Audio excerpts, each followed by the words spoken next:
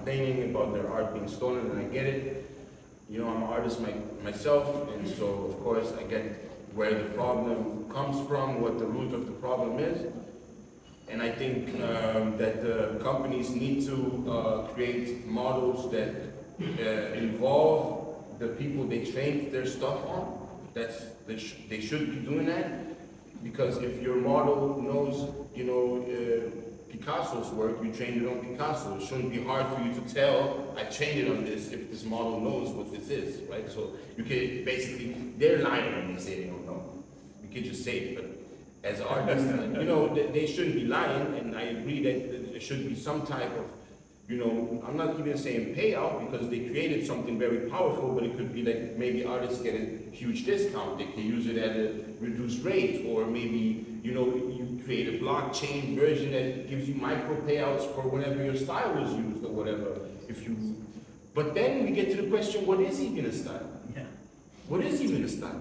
Yeah. You know, that's the thing, because I get it. I complain myself because I think I'm this unique creator that creates this art that never existed before.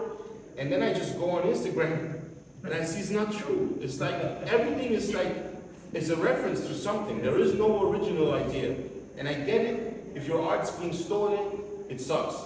But we're at a point right now as humanity where we can either progress as humanity and leave the annoyance of figuring out who had the idea behind, and we can progress all together, or we can stay there where we have to figure out, oh, who did this and who did this little part, and I get 5% and I get 2%, and we'll go much slower. Look at the difference between China and look at the difference between China and the US. The US, they're trying to max the capital, the profit, right?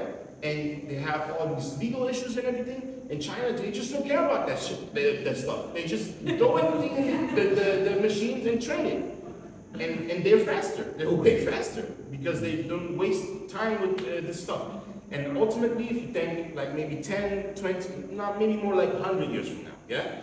When the thing I was talking about before, when we just think things into existence, we're not going to walk around and say, I had that thought before. We're not going to do that, but we're getting to a point where we're starting to materialize our thoughts in real time.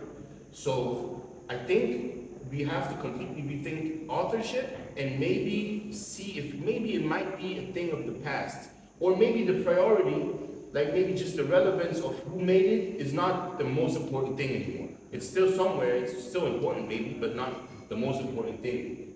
Maybe that's how.